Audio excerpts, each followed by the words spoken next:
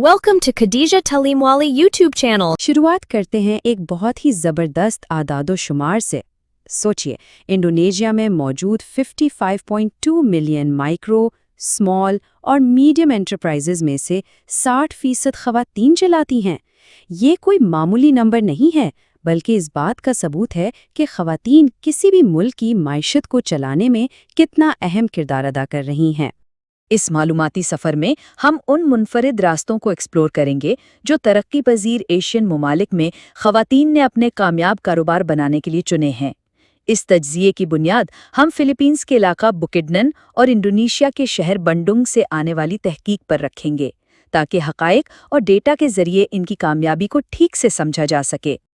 आज हम इस सफ़र को 4 अहम हिस्सों में देखेंगे। पहला, वो कारोबारी जज्बा जो इन्हें शुरुआत करने पर उभारता है। दूसरा, नए कारोबार के लिए सरमाया कहाँ से आता है। तीसरा, ख़वातीन बतौर लीडर्स अपनी टीम को कैसे चलाती हैं। और आखिर में, कारोबारी मुश्किलात का सामना किस तरह किया जाता है। तो आइए पहले हिस्से से आगाज़ करते हैं। एंटरप्रेन्योरियल जज्बा। आखिर एकदम से अपना कारोबार शुरू करने का ख्याल कहाँ से आता है? तहकीक बताती है कि ये इब्तदाई जज्बा असल में एक डुअल रोल यानी दोहरे किरदार से जुड़ा है। मतलब, एक तरफ ख़ानदान और बच्चों की देखभाल की लाजमी जिम्मेदारियां हैं और दूसरी तरफ घर को मजबूत सहारा देने के लिए इजाफी आमदनी की शदीद ज़रूरत। ये जो दोनों के दरमियान तवाज़ुन कायम करने की कोशिश है ना, यही असल में सबसे बड़ी मोटिवेशन बन जाती है। और डेटा सिर्फ नंबर्स तो नहीं होते, इनके पीछे हकीकी इंसानी कहानियाँ छुपी होती हैं। मिसाल के तौर पर, शादी ख़त्म होने के बाद मोमबत्तियां बनाने का कारोबार करने वाली एक माँ का ये कहना बहुत अहमियत रखता है कि दोनों काम करने के लिए बहुत मेहनत दरकार है।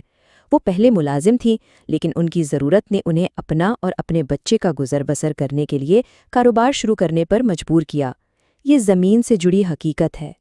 अगर IWAPI एसोसिएशन के इंडोनेशियन डेटा का जायज़ा लिया जाए तो पता चलता है कि इनमें से 85% एंटरप्राइजेज बिल्कुल छोटे और तेज़ी से हालात के मुताबिक ढलने वाले कारोबार हैं। ख़ास तौर पर बंदुंग जैसे शहरों में बहुत सी ख़वातीन फ़ैशन और खानों के शोबे में अपने घरों से ही शानदार और मुनाफा बख्श काम कर रही हैं। यहाँ से अगला सवाल ये पैदा होता है कि कारोबार के लिए सरमाया कहाँ से आता है। ये हमारा दूसरा हिस्सा है। यहाँ एक बहुत ही हैरत अंगेज़ बात सामने आती है। फ़िलीपींस में सर्वे की गई ख़वातीन एंटरप्रेन्योर्स में से 78% ने बताया कि उन्होंने अपने कारोबार का इब्तिदाई सरमाया बराह रास्त अपने ख़ानदान के घरेलू फंड से ही लिया।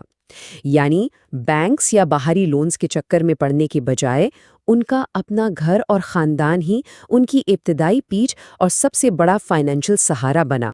और इस पूरे सफ़र में तहलीम का क्या किरदार है? डेटा ये वाज़े करता है कि किसी बड़ी और रस्मी यूनिवर्सिटी डिग्री के मुकाबले में गुज़िश्ता काम का अमली तजुर्बा कारोबार की इब्तदाई कामयाबी के लिए कहीं ज़्यादा असर रसूख रखता है। अक्सर ख़वातीन का मानना है कि असल ज़िंदगी का तजुर्बा यहाँ किताबी तालीम पर भारी पड़ता है।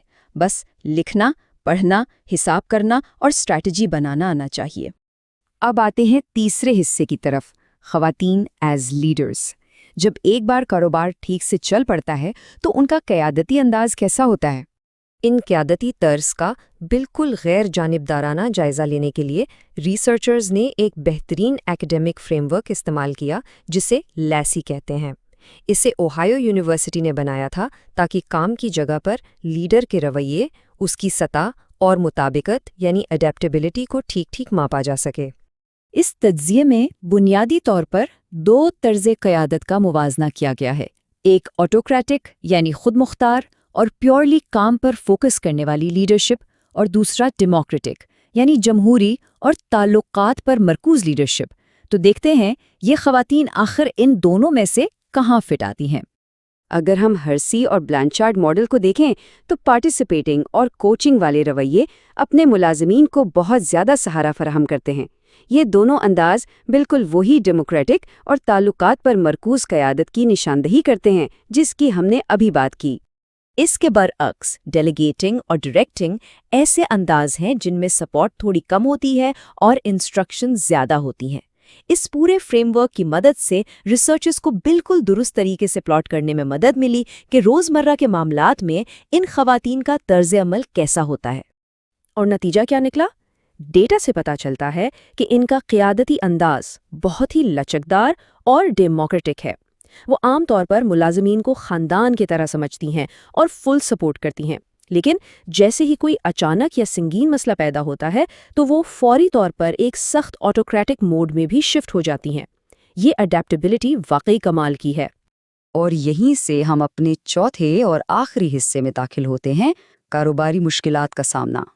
یہاں سب سے دلچسپ بات یہ ہے کہ یہ خواتین ایکشن لینے میں کتنی تیز اور عملی ہیں۔ مثال کے طور پہ کوئی کھانے کی اشیاء میں نقص نکل آئے تو اسے ضائع کرنے کے بجائے کریٹیولی ریسائیکل کر لیتی ہیں، جیسے نقص والی بریڈ کو دوبارہ بریڈ فلار میں بدل دینا۔ لیکن اگر کوئی ملازم بے ایمانی کرے تو کاروبار کو بچانے کے لیے فوری نکال باہر کرتی ہیں، اور اگر سٹاف میں کوئی جھگڑا ہو جائے تو خود ثالثی یعنی میڈیشن کا کردار ادا کر کے معاملہ حل کرواتی ہیں۔ ایک اور زبردست خاصیت یہ ہے کہ بڑے فیصلے کبھی بھی اکیلے نہیں کیے جاتے، وہ ہمیشہ اپنی ٹیم اور اپنے شوہروں سے کھل کر مشورہ کرتی ہیں۔ یہ اس بات کو یقینی بناتا ہے کہ ان کے فیصلے کسی بھی قسم کے جذباتی باعث سے پاک ہوں، ان میں ایک منطقی توازن برقرار رہے اور فیصلہ سب کے حق میں بہتر ہو۔ تو اس تجزیے کو ہم اس پوائنٹ پر ختم کرتے ہیں جس پر ہم سب کو غور کرنا چاہیے۔ ان بزنسز کی اس قدر وسیع سوشیو اکنامک کامیابی کے بعد کیا آج کی بڑی اور جدید کارپوریٹ دنیا کو ان لچکدار، باہمت اور خاندان کو ساتھ لے کر چلنے والی خواتین لیڈر سے کچھ سیکھنا چاہیے؟ یقیناً اس ڈیٹا میں ہمارے سیکھنے کے لیے بہت گہرے اسباق موجود ہیں۔ اس معلوماتی سفر میں ساتھ رہنے کا بہت شکریہ۔ Thank you for watching Khadija Talimwali YouTube channel.